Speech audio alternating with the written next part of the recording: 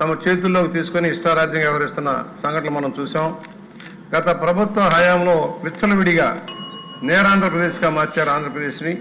దోపిడీ దొంగలకి, మత్తు పదార్థాలకి, గంజాయికి కేంద్ర బిందువుగా మార్చి రాష్ట్ర పరువుని దేశవ్యాప్తంగా అవ్వాసుపాలు చేసిన గత చరిత్ర మనం చూసాం. ఇవాళ ఏదైతే నేరస్తులు అదుపు తప్పి ప్రవర్తిస్తూ ఉన్నారు, చట్టం అంటే భయం లేదు, ఏదో జైలుకి వెళ్తాం, 2 వారాలు 4 వారాల్లో ఉంటాం, బయటకు వస్తాం, ఇష్టారాజ్యంగా చేస్తామన్న భావన పోవాలంటే చట్టం కఠినంగా ఉండాల్సిన అవసరం ఉంది. రకరకాల నేరాలు పెరుగుతున్నాయి. ఇవాళ దీంట్లో అన్ని నేరాలకు సంబంధించిన సమగ్ర క్రోడీకరణ జరిగింది. నకిలీ విత్తనాలు కేంద్ర బిందువుగా, నకిలీ పురుగు మందులు కేంద్ర బిందువుగా జరిగి అనేక మంది రైతులు ఆత్మహత్యలు చేసుకున్న సంఘటనలు మనం చూసాం. ఇవాళ పిల్లల మీద మానభంగాలు జరిగి హత్య చేస్తున్న సంఘటనలు మనం చూస్తూ ఉన్నాం. ఇవాళ చట్టాన్ని గౌరవించకుండా నకిలీ విత్తనాలు, నకిలీ పురుగు మందులు, నకిలీ ఎరువులు అమ్ముతున్న పరిస్థితి మనం చూస్తూ ఉన్నాం. వీటన్నిటికీ కూడా విరుగుడుగా ఈ చట్టం వస్తూ ఉంది. దీంట్లో క్రైమ్ ఏ రకంగా ఏ విధానంలో ఉంటుంది అనేది మనం గమనించాల్సిన అవసరం ఉంది. ఇవాళ భయం లేకుండా పోయింది. గత ప్రభుత్వంలో పోలీసు యంత్రాంగం పూర్తిగా నిర్వీర్యమైపోయి అడుగులకు మడుగులు వచ్చి ప్రతిపక్షాల గొంతు నొక్కడం, ప్రాథమిక హక్కులు హరించడం మనం చూసాం. రాజ్యాంగం మనకు హక్కులు కల్పించింది, భావస్వేచ్ఛ కల్పించింది, నివసించే హక్కు కల్పించింది. నివసించేదానికి, మాట్లాడేదానికి కూడా అవకాశం లేకుండా చేశారు. ఏ విధంగా 41A నోటీస్ పేరుతోటి ఇళ్లలో నుంచి రాకుండా బయటకు చేశారు మనం చూసాం. హౌస్ అరెస్టుల పేరుతో ఏ విధంగా చట్టాన్ని అడ్డుకున్నారో మనం చూసాం. వీటన్నిటికీ విరుడుగా ఇవాళ ఒకటి ప్రజా హక్కుల్ని కాపాడుతూనే దోషులకి ఒక భయానక వాతావరణం ఉండాల్సిన అవసరం ఉంది. ఈ తప్పు చేస్తే జన్మలో మరలా సంఘంలో, సమాజంలో ఉండలేని పరిస్థితి వస్తుందనే భావన కలవాల్సిన అవసరం ఉంది. ఇవాళ అనేకం ఉన్నాయి దీంట్లో. దానికి ఏ చట్టానికి ఆ చట్టం లోబడి అటవీ దొంగలు ఉన్నారు.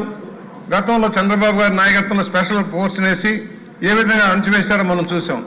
రాయలసీమలో ఫ్రాక్షన్ రాజకీయాలని అడుగంటేలాగా చేసి రాజకీయాల్లో ఒక విలువలను కాపాడిన సంఘటన మనం చూసాం.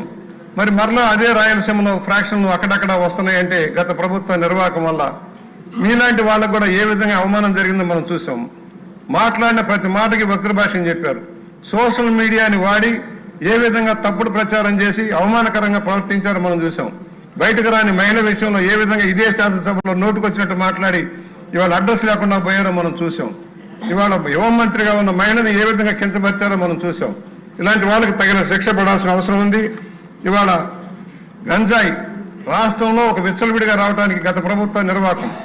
గంజాయి వల్ల ఇవాళ విద్యార్థులు రోడ్లు పాలైపోతున్నారు. 2 రకాలు. ఇవాళ ముఖ్యమంత్రి గారు తీసుకున్న ఒక సాహసోపేతమైన నిర్ణయం ఉద్యోగ కల్పన. ఇవాళ చాలా మంది ఉద్యోగాలు లేక, ఉపాధి లేక ఈ వ్యసనానికి బానిసైపోతున్నారు అధ్యక్ష. కనుక గంజాయిని సమూలంగా నిర్మూలించడమే కాదు, మత్తు పదార్థాలకు అలవాటు పడుతున్నారు. ఇవాళ ఎక్కడో నైజీరియా నుంచి వచ్చిన కొంతమంది ఇక్కడ వ్యాపారాలు చేయటం, విద్యా సంస్థల కేంద్ర బిందువుగా చేసుకోవడం, వాళ్ళని రెచ్చగొట్టి మందులమ్మే కార్యక్రమం చేయడం మనం చూస్తా ఉన్నాం. ఇలాంటి బూట్ లెగ్గర్స్ అంతా కూడా కఠినంగా శిక్షించాలి, సమాజంలో బయటకు రాకూడదు. రౌడీ షీటర్లు ఓపెన్ చేస్తున్నారు అధ్యక్ష.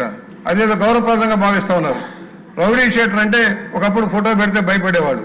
ఇవాళ పోలీస్ స్టేషన్లో ఫోటో పెడితే అది గౌరవం స్థాయిలో ఉన్నారు. రౌడీలకి భర్తం పట్టే పరిస్థితి రావాల్సిన అవసరం ఉంది. గౌరవం సమాజంలో రౌడీ అంటే గౌరవం అట. సినిమాల్లో రౌడీలు ఎలా ఉంటారో చూసి 10 మంది ఎలా మూగుతారో యువతరం కూడా వాళ్ళని చూసి దగా పడుతూ ఉన్నారు. దాన్ని కూడా నిర్వహించాల్సిన అవసరం ఉంది. ఇవాళ ఏదైతే కల్తీ ఆహారం కానీ, ఎరువు అపరాధి కానీ, క్రిమిసంహారం కానీ, నకిలీ దస్తావేజులు కానీ ఇవాళ ఏ విధంగా భూములు కబ్జా చేశారో చూసాం. ఇవాళ వేలాది ఎకరాలు కబ్జా చేశారు సార్. భయం లేకుండా పోయింది. గత ప్రభుత్వంలోని మంత్రులు, శాసనసభ్యులు కానీ, అధికార పార్టీ నాయకులు ఇష్టారాజ్యంగా వ్యవహారం చేసి లక్షలాది ఎకరాలు ఎలా కబ్జా చేశారో మనం చూసాం. వాటన్నిటినీ బాధ్యతలకు అందించాల్సిన అవసరం ఉంది. శిక్ష కఠినం. ఒకటి నేను ఇక్కడ రిక్వెస్ట్ చేసేది, పోలీస్ స్టేషన్ల పనితీరు మెరుగుపడాలి. ఇవాళ సాంకేతిక ప్రతిభ వచ్చింది. పోలీస్ స్టేషన్లో ఏం జరుగుతుందో కూడా డీజీపీ ఆఫీస్లో తెలిసే పరిస్థితి వస్తుంది. ఎఫ్ఐఆర్లు కట్టే విషయంలో ఏ విధంగా పోలీసు వ్యవస్థ వ్యవహరిస్తుందో మనం గమనించాలి. అక్కడ సంస్కరణలు కావాలి. ఎందుకంటే అక్కడ రైతులు కానీ, ఎస్ఐలు కానీ ప్రాథమిక దశలో ఎఫ్ఐఆర్ బుక్ చేసేటప్పుడు కానీ దోషులకి బాధితులు వెళ్తే బాధితుల కంటే ఎవరైతే 4 డబ్బులు ఖర్చు పెడతారో వాళ్ళ పక్షాన మాట్లాడే విధానం పోవాల్సిన అవసరం ఉంది. పోలీసు వ్యవస్థ ప్రక్షాళన జరగాల్సిన అవసరం ఉంది.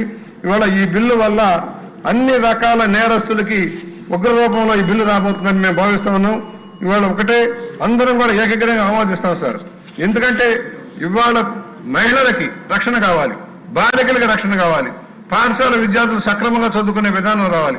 గంజాయి మత్తు పదార్థాలకి కేంద్ర బిందువుగా ఉన్న కొంతమంది వ్యక్తుల్ని సమాజంలో ఉంచి వెలివేయాల్సిన అవసరం ఉంది.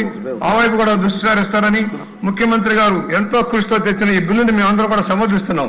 ఒకటే, ఎందుకంటే ఆ రోజున రాష్ట్రంలో అరాచకాన్ని అంచడంలో ఏ విధంగా ప్రయత్నం చేశారో మేము చూసాం.